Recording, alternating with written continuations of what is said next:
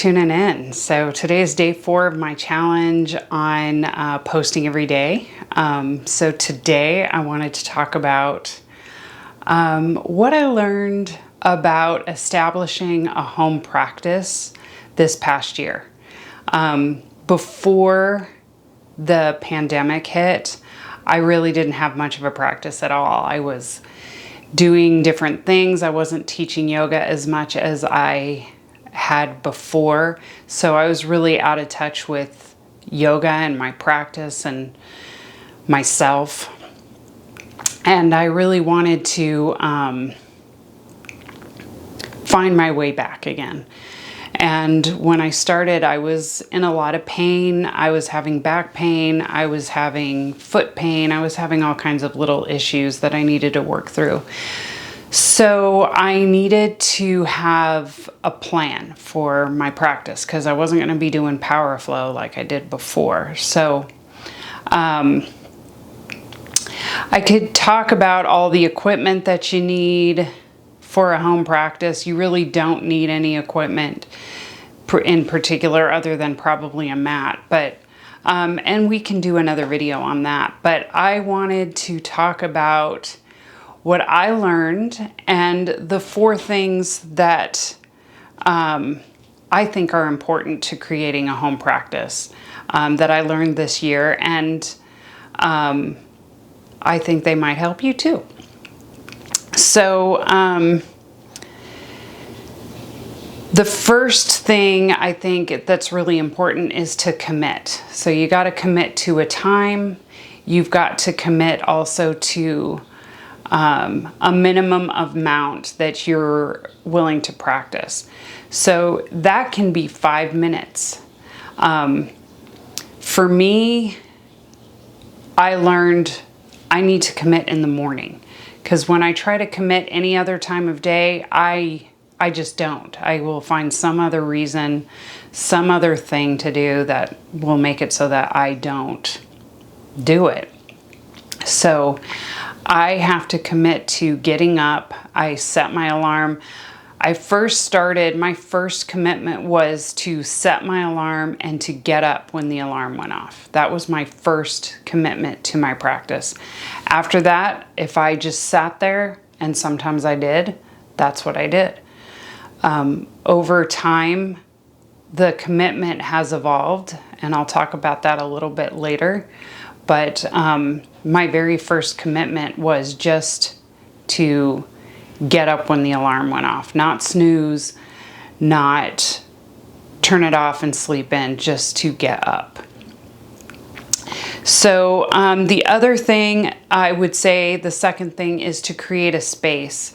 It doesn't have to be like a static space. Like I do have a static space right now, right here, and I do my practice here. But I also do some of it in the living room, actually. But it can be, you just know that you're going to do it in the living room, you're going to do it in the dining room, you're going to do it in your own special room, whatever it is. You commit to a place where you're going to go and do it.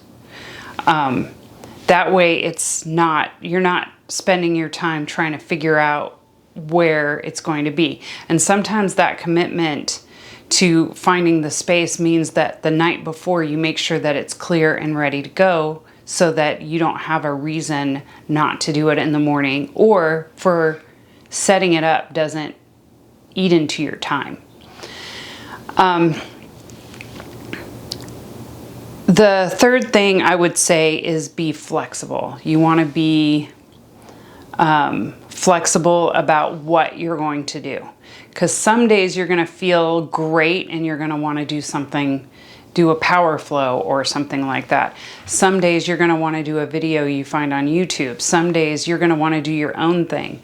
Some days you just want to sit and meditate. And all of those things are yoga. All of those things are perfectly acceptable. So you might need to be flexible in what you do just to get yourself there. And then for me, in the morning, I have like a little ritual that I do before my practice. rolling out of bed and getting on the mat is not going to happen for me. It's just not. I don't have it in me to do that for whatever reason. Maybe it's just my story, it's just my jam, but it doesn't work for me. So my ritual is to make coffee, and then I water my plants. I have all these different things that I grow that we eat in the house. And then I sit and sip my coffee for a few minutes. I work on a gratitude journal. And then once I'm done and I have a time, I stop and I start doing my thing. I start with a walk, and then I do yoga. So sometimes yoga is right here on this mat. Sometimes yoga is, I go to the studio. So it can change and differ. But I'm flexible about it. And then probably one other thing talking about being flexible is if the routine that you picked isn't working. Because I can tell you over the past year, some things that I thought that I should do wasn't working, and so I found myself avoiding doing it.